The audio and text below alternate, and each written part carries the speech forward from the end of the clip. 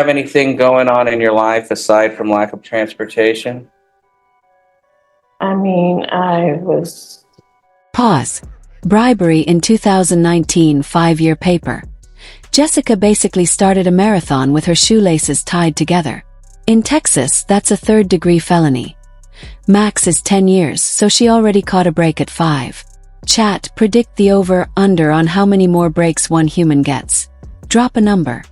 Are you the same Jessica Murillo who was placed on community supervision in 2019 CR 4331W for the offense of bribery on May 1st, 2019 for a term of 5 years? Is that you? Yes, ma'am. State?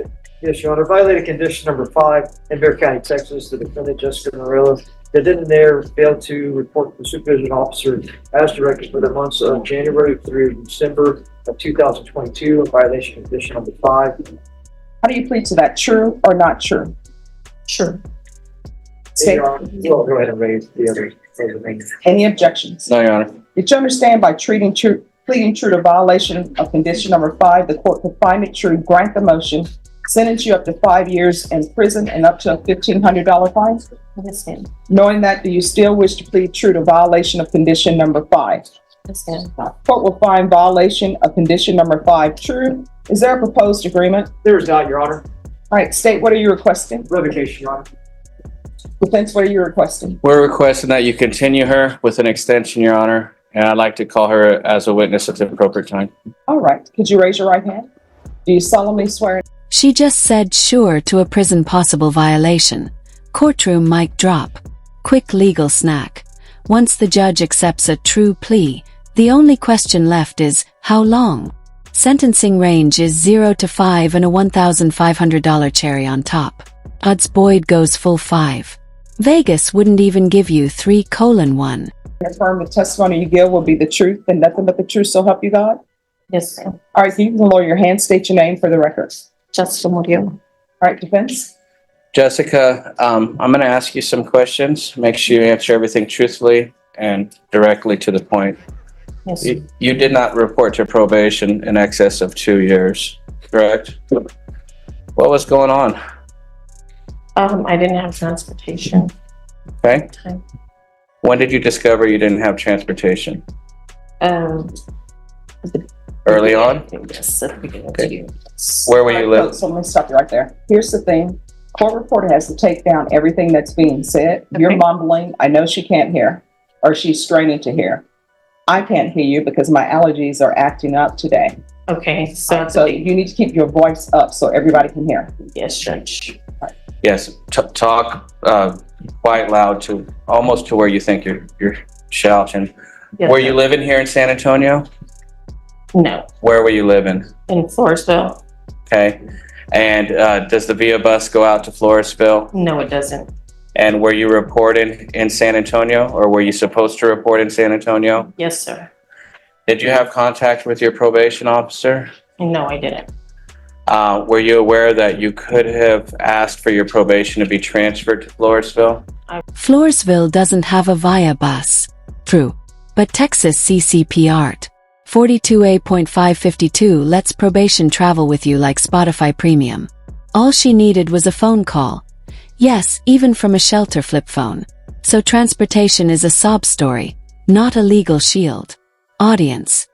What's the lamest excuse you've ever used to dodge responsibility? Top comment gets pinned. It wasn't. You said you never had contact with your probation officer? I did. I reported 2 times. I believe it was 2 times. And then I stopped. And did you know how to reach your probation officer by telephone or email? I did. And did you contact him by telephone or email? I did not. Did you have anything going on in your life aside from lack of transportation?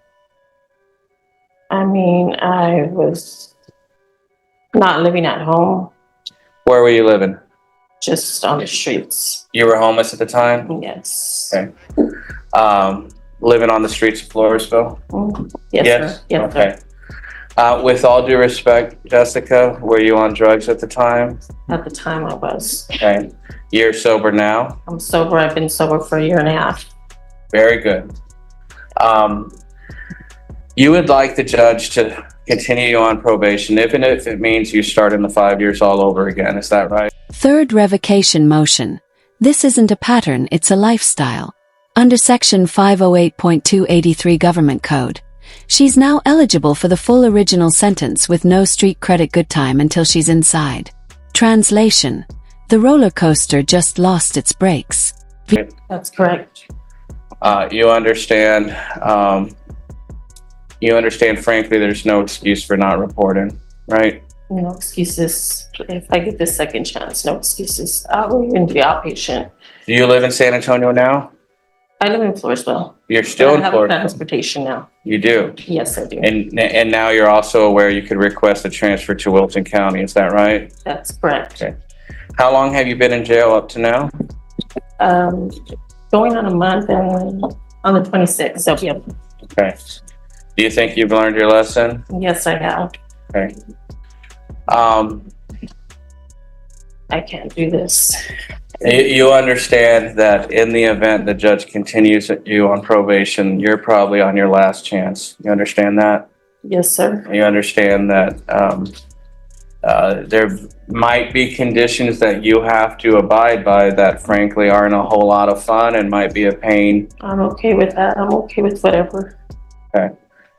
I'll pass the witness. This is your third motion to revoke, is that correct? Excuse me? This is your third motion to revoke your probation. Is that correct? Correct. Okay, no further question, John. All right, so you've been here previously before for not reporting. So Gavel down. 5 years TDCJ, $1,500 fine. Credit for time served. But listen close. Judge Boyd slipped in therapeutic community. That's FP. A 6 to 9 month drug program that, if completed, can yank her back to parole way early. It's the judicial equivalent of putting a band-aid on a bullet wound. But hey, it's still a band-aid. if you didn't understand the first time to call probation if you're having issues, most definitely when you were here before for failure to report, you would have understood that. You have not been on probation in this court. And let me explain why. The reason why I say that is because you have done nothing. What have you done on probation? What condition have you completed on probation?